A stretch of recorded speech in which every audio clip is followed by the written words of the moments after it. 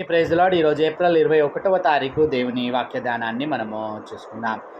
నిన్నటి దినాన మొన్నటి దినాన మనం చూసినటువంటి విషయం, విధవరాండ్ర విషయంలో సంఘం వ్యవహరించవలసినటువంటి తీరును అక్కడ జ్ఞాపకం చేశాడు.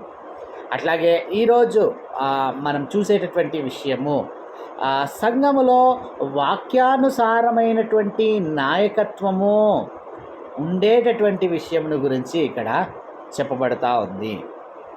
ఎందుకనంటే ఇక్కడ స్పష్టముగా పౌలు ఒక్కొక్క కోణమును చూపిస్తూ అక్కడ సంఘంలో ఎదురయ్యేటటువంటి ఆ సమస్యలను తిమోతి ఏ విధముగా అడ్రస్ చేయాలో అనేటటువంటి ఆ జ్ఞానమును పెంపొందింపజేస్తూ ఉన్నాడు.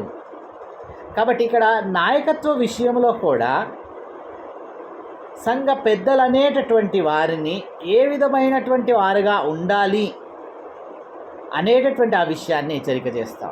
ఈరోజు మనం ధ్యానం చేసేటటువంటి వచనాలు తిమోతికి రాసినటువంటి మొదటి పత్రిక 5వ అధ్యాయము 17వ వచనం నుంచి 19వ వచనం వరకు గల వాక్య భాగాన్ని మనము ధ్యానం చేయబోతూ ఉన్నాం. ఇక్కడ మనం గమనించినట్లయితే 17వ వచనం అంటాడు, బాగుగా పాలన చేయు పెద్దలను విశేషముగా వాక్యమందును ఉపదేశమందును ప్రయాసపడు వారిని రెట్టింపు సన్మానమునకు పాత్రులనుగా ఎంచవలెను. ఈ మాటని ఇక్కడ స్పష్టంగా అర్థం చేసుకో. నేటి దినాన సంఘాన్ని బాగుగా పాలన చేయు పెద్దలు కొరబడుతున్నటువంటి విషయాన్ని ఇక్కడ మనం జ్ఞాపకం చేసుకో. అందుకనే పౌలేమంటా ఉన్నాడు, బాగుగా పాలన చేయు అంటే అన్ని కోణములలో. ఇంకా చెప్తా అంటాడు, విశేషముగా వాక్యమందును ఉపదేశమందును ప్రయాసపడు వారిని.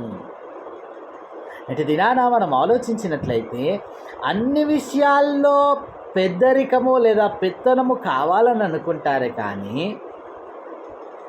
వాక్యములో అట్లాగే ఉపదేశమును అంటే అట్టి వాక్యము కొరకు ఉపదేశము కొరకు ప్రయాసపడేటటువంటి వారు ఎవరు ఉండటం లేదండి. డబ్బుల విషయంలో వారి పెద్దరికము కావాలనుకుంటారు, ఏదైనా హోదా విషయంలో పెద్దరికము కావాలనుకుంటారు, కానీ వాక్యమును లోతుగా అధ్యయనము చేసి అనుకునేటటువంటి వారు మాత్రము ఎవరు ఉండరు. ఎందుకంటే ఇక్కడ స్పష్టంగా ఈరోజు కొత్తగా వచ్చినటువంటి విషయాలు కాదు, ఆ రోజే పౌలు రాస్తా ఉన్నాడు. వాక్యమందు ఉపదేశమందు నేటి దినాన సంఘ పెద్దలు అట్టి విషయాల పట్ల స్పృహ కలిగినటువంటి వారై ఉండాలి. అట్టి రీతి అంటే అట్టి ఉపదేశము కొరకు వాక్యము కొరకు ప్రయాసపడేటటువంటి వారిని పౌలేమంటాను రెట్టింపు సన్మానమునకు వారిని పాత్రులనుగా ఎంచు. నేటి దినాన మనం ఆలోచిస్తే ఎవరెవరినో పనికి మాలిన వాళ్ళందరినీ సన్మానం చేస్తూ ఉంటారు, కానీ ఇట్టి విషయంలో ప్రయాసపడేటటువంటి వారిని మాత్రమే సన్మానమునకు పాత్రులనుగా ఎంచవలను అంటా ఉన్నారు. ఈ విషయాన్ని స్పష్టంగా అక్కడ మనం గుర్తించాలి. ఎందుకనంటే ఇక్కడ సంఘం అనేటటువంటిది ఒక దేవుని దృష్టిలో అద్భుతమైనటువంటి ప్లాట్ఫామ్ కాబట్టి ఎవరిని పడితే వారిని అక్కడ సన్మానము చేయడము కాదు, కానీ వాక్యము కొరకు ఉపదేశము కొరకు ప్రయాసపడేటటువంటి వారు రెట్టింపు సన్మానం అంటా ఉన్నారు. అంత మటుకే కాకుండా 18వ వచనం, ఇందుకు నోర్చడి ఎద్దు మూతికి చిక్కము వేయవద్దు అని లేఖనము చెప్పుచున్నది. ఈ విషయాన్ని ఇక్కడ మనం గుర్తించాలి. నేటి దినాన ఎప్పుడైనా వాక్యం కొరకు లేదా ఉపదేశము కొరకు ప్రయాసపడేటటువంటి వారికి ప్రోత్సాహం ఉండదు. అటువంటి వారిని ఎప్పుడు అడ్డుకట్ట వేస్తూ ఉంటారు. అందుకనే పౌలు చెప్తున్నటువంటి మాట, నోర్చడి ఎద్దు మూతికి ఏమి వేయవద్దంట అన్నాడు, చిక్కము వేయవద్దు.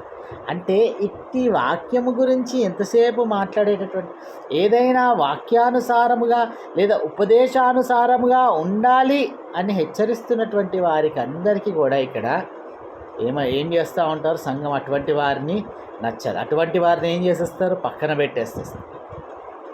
ఎందుకనంటే వారి పెత్తనం చలామణి అవటం లేదు. అంత మట్టుకే కాకుండా ప్రతిదాన్ని వాక్యపు కోణములో లేదా వాక్యానుసారముగా ఉండాలి అని హెచ్చరించినందుకు గాను ఏం చేస్తారు, మూతికి చిక్కము పెట్టే ప్రయత్నం చేస్తారు. అటువంటి వారికి అడ్డు వేయవద్దని ఇక్కడ వాక్యం స్పష్టంగా. అంత మటుకే కాదు, పనివాడు తన జీతమునకు పాత్రుడు. 2-3 సాక్షులుంటేనే కానీ పెద్ద మీద దోషారోపణ అంగీకరింపకము. ఈ విషయాన్ని స్పష్టంగా ఉంది. నేటి దినాన సంఘ పెద్దలుగా చలామణి అయ్యేటటువంటి వారి మీద మోపబడుతున్న నేరము లేదా దోషము 2-3 సాక్షులుంటేనే కానీ. ఆలోచించాలి. నేటి దినాన సిగరెట్లు తాగేటటువంటి వారు సంఘ పెద్దలుగా చలామణి అవుతాం. ఇంకా విచారకరమైనటువంటి మందు తాగేటటువంటి వారు సంఘ పెద్దలుగా చలామణి అవుతాం. అంటే ఇక్కడ అటువంటి వారిని దృష్టించి ఖండించడానికి లేదా సాక్షులను ఎదుట పెట్టుకొని అటువంటి వారిని ఖచ్చితముగా ఖండించాలనేటటువంటి మాట. దోషారోపణ చేయబడి అక్కడ అంగీకరించాలంటే ఇటువంటి వారిని, అంటే కొన్నిసార్లు స్థిరమైనటువంటి వారిని కూడా ఎటువంటి రీతిలో కూడా వారి మీద దోషారోపణ చేయలేదు. అందుకనే పౌలు ఇక్కడ స్పష్టంగా హెచ్చరిస్తుంది, 2-3 సాక్షులుంటేనే కానీ వారి మీద దోషారోపణకు అంగీకరించకము అని అంటా ఉన్నారు.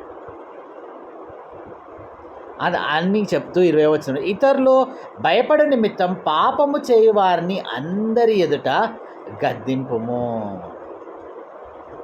ఈ విషయాన్ని కూడా ఇక్కడ స్పష్టంగా అంటే ఇక్కడ ఈ పాపము నేను చేస్తూ ఉన్నాను లేదా ఈ తప్పు నేను చేస్తూ ఉన్నాను కాబట్టి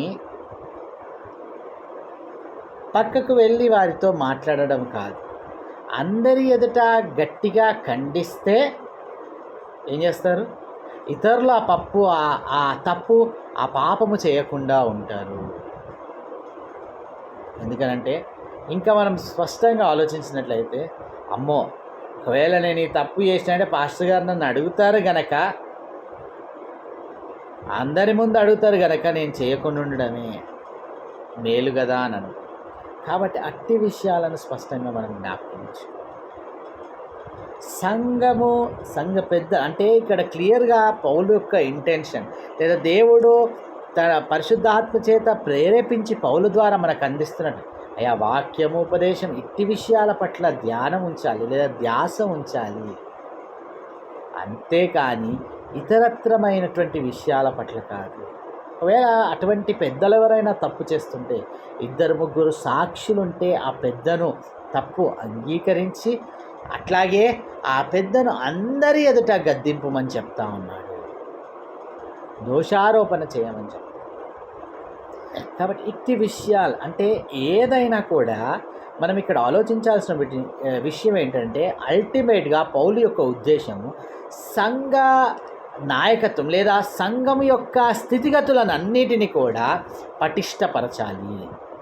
ఇట్టి రీతి అయినటువంటి ప్రవర్తన ఉంటేనే ఖచ్చితంగా సంఘము లేదా సంఘ నాయకత్వము సంఘము యొక్క ఆ బౌండరీస్ పటిష్టంగా ఉంటాయి, నిలకడ కలిగి ఉంటాయి. కాబట్టి ఈ విషయాలను గుర్తించి ప్రార్థన. అత్యంత కృపగల దేవా, అయా సంఘ పెద్దలు అనేటటువంటి వారు అయా ఎట్టివారై ఉండాలి అనేటటువంటి ఆ స్పష్టమైనటువంటి అయా వాక్యం విషయంలో ఉపదేశం విషయంలో ప్రయాసపడేటటువంటి వారుగా ఉండాలని హెచ్చరిస్తాం. అయా నేటి దినాన ఎట్టి సంఘ పెద్దలను మేము చూడగలుగుతాం. అయా వాక్యము ఉపదేశమును తండ్రి దేవా అయా గట్టిగా పట్టుకొని నడిచేటటువంటి అయా సంఘ పెద్దలను మీరు సంఘాలలో లేవనెత్తారు. అంత మట్టుకే కాకుండా తండ్రి దేవా అయ్యా ఇట్టి వారు తప్పుదోవలో వెళుతూ ఉంటే ఏదైనా దోషము చేస్తూ లేదా నిందలు కలిగినటువంటి వారైతే గట్టిగా అయా అందరి ఎదుట అట్టి వారిని గద్దించడానికి కూడా అయా నేటి దినాన సంఘ కాపరులు ముందు ఉండటానికి మీకు ఉపలబ్ధపరచు. అయా ఏదేమైనా మా స్టాండర్డ్స్ వాక్యానుసారం అట్టి బిబిలికల్ స్టాండర్డ్స్ను సంఘములో పెంపొందించుకొని నడిపించడానికి మీ కృపలో భద్రపరుచుకున్నాము. యేసు నామములో ప్రార్థించి అడిగి వేడుకుంటున్నాం తండ్రి. ఆమేన్.